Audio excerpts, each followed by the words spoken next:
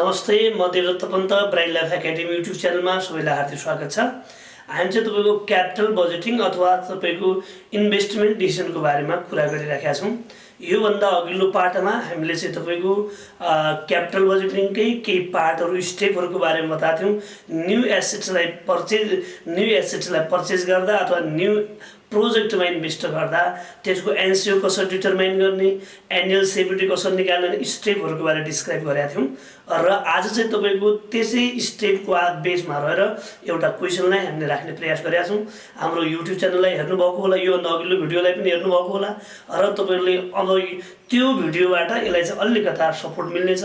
अब हाम्रो युट्युब च्यानललाई पनि लाइक, कमेन्ट, सेयर, सब्सक्राइब गरेर सहयोग गरिदिनु होला र हामीलाई फिडब्याक पनि दिने काम गर्नु होला। तपाईँलाई यो भिडियोहरू कस्तो लागिरहेछ, के छ भन्ने कुराहरुमा कमेन्ट बक्समा लेखिदिनु होला। अब चाहिँ मैले यहाँ एउटा क्वेसन लिएर आएको छु। हेरौँ यो क्वेसनमा के छ त भने ABC company planning to install a new production facility. The required plant and equipment for new production unit will cost 5 lakh. हामी चाहिँ तपाईको एउटा प्रोडक्सन फ्यासिलिटी इन्क्रिज गराउनको लागि चाहिँ तपाई एउटा मेसिन पर्चेज गर्नेछु, जुन मेसिनको कस्ट हुनेछ तपाईको रुपैयाँ 5 lakh. In addition to the price of plant and equipment, it will have to pay 50,000 shipment. त्यो किन्नुको साथै थप त्यसमा के लाग्नेछ 50,000 शिपमेन्ट चार्ज लाग्नेछ, क्यारेज इनवार्ड जसलाई भन्छौँ हामी अथवा ट्रान्सपोर्टेसन चार्ज भन्छौँ। र अर्को चाहिँ तपाईको 20,000 फर चाहिँ इन्स्टलेसन र त्यसलाई चाहिँ तपाईको त्यहाँ जडान गर्दाखेरि इन्स्टल गर्दाखेरि तपाईको 20,000 चाहिँ एक्स्ट्रा अरु चाहिँ इन्स्टलेसन लाग्नेछ। It will needed an additional investment of 50,000 चाहिँ तपाईको इन वर्किङ क्यापिटल र हामीलाई वर्किङ क्यापिटल चाहिँ तपाईको कति चाहिनेछ 50,000। यो भन्दा अघिल्लो पार्टमा हामीले हेरे हो भने मैले वर्किङ क्यापिटलको ट्रिटमेन्ट दुईटा बताएको थिएँ, एउटा एनसिओमा हुन्छ, एउटा टर्मिनल सेभिटीमा हुन्छ भन्ने कुरा बताएको थिएँ। र त्यसले the new production unit will generate rupees 4 lakh चाहिँ तपाईको 4 lakh sales revenue in each year. र यो जो एसेटको हाम्रो लाइफ छ त्यो लाइफ भरिमा एभ्री इयरमा त्यो युनिट त्यहाँबाट प्रोड्युस भएको युनिटलाई सेल गरिसकेपछि रेभेन्यू चाहिँ एभ्री इयरको रेभेन्यू कतिनेछ रुपीज 4 लाख हुनेछ in each year for 5 year. यसको मतलब यो मेसिनको लाइफ चाहिँ कति इयर हो त 5 इयर हो भन्ने हामी बुझौँला। त्यसपछि and operating cost excluding depreciation will be 250,000 र यसको इन इच इयर हुन्छ। र एभ्री इयरमा हाम्रो अपरेटिङ कस्ट भने तपाईको कति हो 2 लाख चाहिँ कति हो 50,000 एभ्री इयरको। त्यो the depreciation method is SLM भने स्ट्रेट लाइन मेथड हो। डेप्रिङ स्ट्रेट लाइन मेथडबाट निकालौँला। At the end of 5th year plant and equipment will have 0 को भ्याल्यु। बुक भ्याल्यु चाहिँ तपाईको के छ 0 छ भने प्लान्टको त्यसको भ्याल्यु चाहिँ तपाईको के हुनेछ 0 हुनेछ। तर त्यसलाई चाहिँ तपाईको but it will be worth चाहिँ तपाईको फर 30,000 इन चाहिँ तपाईको के भन्छ 30,000 इन मार्केट। तर मार्केटमा यो चाहिँ तपाईको कति हुनेछ त 30,000 5th इयरमा। भन्न खोजेको के हो भने एसेटको भ्याल्यु चाहिँ तपाईको बुक भ्याल्यु चाहिँ के हुनेछ 0 हुनेछ है। तर त्यसलाई मार्केटमा कतिमा सेल गर्न सकिनेछ त 30,000 मा। यो चाहिँ क्याश सेल्वेज भ्याल्यु हो 30,000 भने फाइनल क्याश सेल्वेज भ्याल्यु हो। यो 0 भने चाहिँ के हो त फाइनल चाहिँ के हो त बुक सेल्वेज भ्याल्यु हो। र उसले भन्छ the companies marginal corporate tax is 20% छ, ट्याक्स चाहिँ 20% छ। उसले रिक्वायर्ड सबभन्दा पहिला एनसिओ अथवा इनिसियल इन्भेस्टमेन्ट। ओके ए नम्बरमा लेखौँ। ए नम्बरको लागि calculation of net cash outlay. Net cash outlay निकाल्नको लागि नेट क्याश आउटले यसमा हामी कहाँ तपाईको हामीलाई अब नेट क्याश आउटलेमा के गर्छ स्टार्टिङमा युज हुने जति पनि एक्सपेन्डिचरहरू सुरुमा चाहिएको सबभन्दा पहिला त पर्चेज अफ एसेट्स हाम्रो चाहिँ कति हो पर्चेज प्राइस अफ एसेट्स अथवा purchase price of plant and equipment हाम्रो कति थियो त तपाईको रुपीज 5 लाख। यो तपाईँको पैसा गएको हुनाले यसलाई हामीले माइनसमा देखायौँ। कसैले सिधै लेखिरहेको पनि पाइन्छ, तर आफैले बुझिराख्दा भयो। त्यसपछि थप हाम्रो चाहिँ के छ त, त्यति बेला हामीले लागेको 50,000 चाहिँ हाम्रो चाहिँ के हो त, सिपमेन्ट चार्ज हो। सिपमेन्ट चार्ज चाहिँ तपाईँको 50,000, यो पनि आउटफ्लो भएन, यसलाई हामीले माइनसमा लेख्यौँ। सिपमेन्ट चार्ज पछि तपाईँको इन्स्टलेसन चार्ज छ, इन्स्टलेसन चार्ज छ। इन्स्टलेसन चार्ज चाहिँ हाम्रो 20,000, यो पनि माइनस छ। अब यो त हाम्रो एसेटसँग रिलेटेड आइटम भयो। र 50,000 चाहिँ हाम्रो additional investment in working capital भनेको थियो। त्यही कारणले गर्दा मैले यसलाई वर्किङ क्यापिटल भनेर लेखेँ। वर्किङ क्यापिटल, वर्किङ क्यापिटल चाहिँ तपाईँको यो हामीलाई तपाईँको दिएको छ 50,000 चाहिँ के त, माइनस। ओके, स्टार्टिङमा हामीलाई चाहिँ तपाईँको भएको आइटम यति मात्रै हो। यो चाहिँ हाम्रो एन्ड यो हो भनेको चाहिँ तपाईँको कति भयो त, 6,20,000 चाहिँ तपाईँको के भयो त, एनसिओ। एनसिओ भनेको 6,20,000 चाहिँ हाम्रो एनसिओ हो। अब चाहिँ तपाईँको के छ त, बिनहरु के छ, एनुअल डेप्रिसिएसन। बिनहरुमा निकाल्नेलाई annual depreciation. Annual depreciation equals to straight line मेथडबाट हो भने एनुअल डेप्रिसिएसन निकाल्नको लागि हामीले दुईटा वेहरू लेखेका थियौँ। एउटा चाहिँ तपाईँको डेप्रिसिएसनको पर्सेन्टेज दियो भने, एउटा पर्सेन्टेज नदियो भने। यहाँ डेप्रिसिएसनको पर्सेन्टेज दिएको छैन, त्यसै कारणले गर्दा एनुअल डेप्रिसिएसन इक्वल्स टु तपाईँको के त, purchase price plus charge minus final book salvage value. Final चाहिँ तपाईँको बुक सेल्वेज भ्याल्यु अपन तपाईँको लाइफ। अब कुरो चाहिँ के छ, हामीले किनेको चाहिँ तपाईँको कतिमा, 5 लाखमा हो। कसैले यो लेख्नु सक्दा सिधै कस्ट अफ एसेट्स मात्रै पनि लेख्ने गर्छ। अब हाम्रो यहाँ चाहिँ तपाईँको के छ, कस्ट अफ एसेट्स नलिएर मैले पर्चेज प्राइस प्लस चार्ज भने एउटा 50,000 लाग्दै थियो। 50,000 भने तपाईँको सिपमेन्ट हो। अर्को चाहिँ तपाईँको के त, 20,000, यो भने इन्स्टलेसन हो। र final book salvage value, final भने एसेट्सको टर्मिनेट डेटमा जति एसेट्स हो नि, जुन एसेट हो नि त्यसको लाइफको last at the end of the इयरमा त्यसको भ्याल्यु कति हुन्छ भने, त्यसको बुक भ्याल्यु कति भने त 0। होल अपन लाइफ भने हाम्रो यो एसेटको लाइफ चाहिँ कति यहाँ भनेको थियो चाहिँ तपाईँको 5 इयर। यसलाई तपाईँले सल्भ गर्नुहुन्छ भने यो चाहिँ तपाईँको कति, रुपिज 1 लाख चाहिँ कति त, 14,000 चाहिँ डेप्रिसिएसन पर एनम एभ्री इयरमा 1,14,1,14 को हिसाबले यो चाहिँ के हुँदै जानेछ त, घट्दै जानेछ। 1,14,1,14 को हिसाबले के हुँदै जानेछ, घट्दै जानेछ।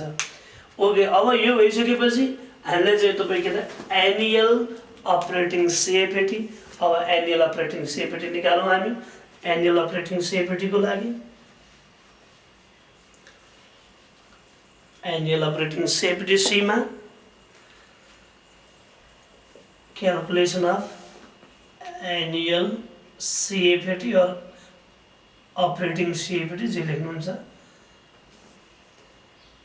यसको लागि हामी सबभन्दा पहिला हामीलाई चाहिँ तपाईँको सेल्स रेभेन्यू चाहिन्छ। हामीले फर्मेटमा लेखाएका पनि छौँ, हेर्नुभएको होला। एनुअल सेल्स और एनुअल रेभेन्यू। एनुअल सेल्स हामीलाई दिएको छ तपाईँको रुपिज 4 लाख। यो एनुअल सेल्स भ्याल्यु, यहाँ लेस एनुअल अपरेटिङ कस्ट।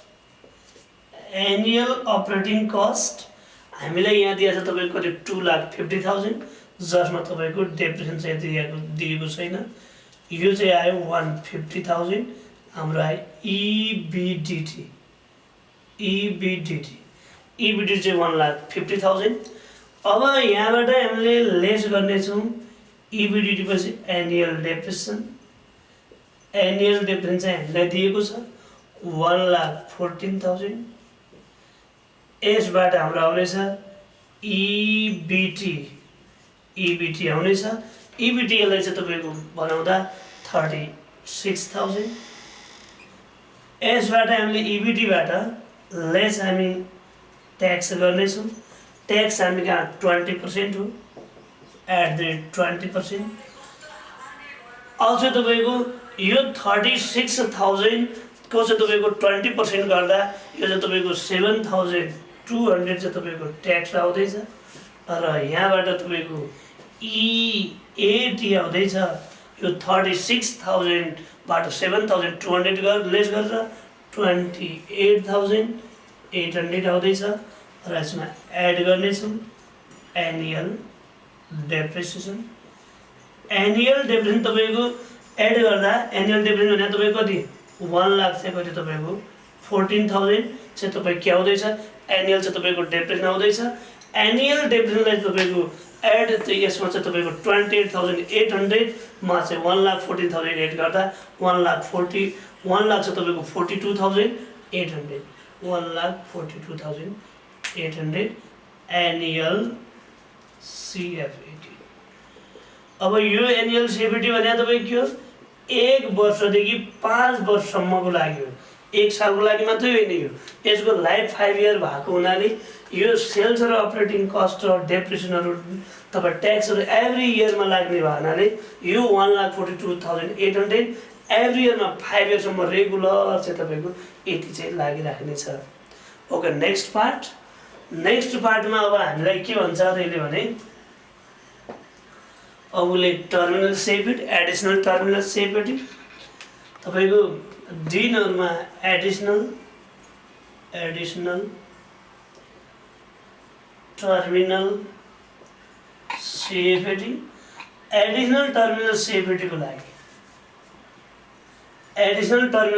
को लागि हामी कहाँ के छ त हेरौँ अगाडि जो वर्किङ क्यापिटल थियो नि वर्किङ क्यापिटललाई अगाडि स्टेप 1 मा हामीले चाहिँ तपाईँको माइनसमा लेखेका थियौँ यहाँ चाहिँ तपाईँको त प्लसमा वर्किङ क्यापिटल 50,000 प्लसमा अब अर्को चाहिँ तपाईँको त फाइनल CSV हाम्रो चाहिँ कति छ तपाईँको 30,000 हामी इन्भेस्टमेन्ट डिभिजन अथवा तपाईँको क्यापिटल बजेटिङमा जहाँ क्यास त्यहाँ ट्याक्स छ भन्ने प्रयोग गरेर आउँछौँ। अब गेन भयो भने ट्याक्स आउटस्ट्यान्डिङ होला लस भने ट्याक्स सेभ होला हामी कहाँ के छ त फाइनल CSV भने 30,000 फाइनल चाहिँ तपाईँको BSV भने तपाईँको 0 यो वर्किङ क्यापिटल यो वर्किङ नोटको कुरा हो। अब 30,000 CSV भने यतिमा बेच्यौँ BSV भने यति मूल्य भने हामीले तपाईँको बढीमा बेच्यो भने यो त तपाईँको के भयो त गेन भयो भने ट्याक्स तिरौँला ट्याक्स चाहिँ के भयो त आउटस्ट्यान्डिङ भने तपाईँको यो 30,000 भए फेरि CSV को होइन यो 30,000 को कति पर्सेन्ट 20% यसो गर्दा यो चाहिँ तपाईँको कति 6,000 चाहिँ माइनसमा यदि यो लस आइदिया भए यहाँ ट्याक्स र सेभ लेख्थ्यौँ र त्यसलाई चाहिँ तपाईँ के लेख्थ्यौँ प्लसमा लेख्थ्यौँ यो आउँदैछ 74,000 यो चाहिँ टर्मिनल CFAT एडिसनल टर्मिनल। अब कुरो के छ त भने तपाईहरुले बुकमा हेर्दाखेरि कहिलेकाहीँ क्वेसनमा एडिसनल टर्मिनल CFAT लेख्न सक्छ कहिले फाइनल CFAT लेख्न सक्छ। एडिसनल टर्मिनल भन्यो नि यही मात्रै लेख्ने टर्मिनल मात्रै भन्यो भने तपाईको यो एनुअल CFAT पनि यहाँ लेख्या हुन सक्छ किनकि यो 1,42,800 भन्दा एभ्री इयरको त्यसै कारणले गर्दा। अब हामी कहाँ अवस्था के छ त भने उले लास्टमा के निकाल्नु भन्छ एनपीवी निकाल्नु भन्छ।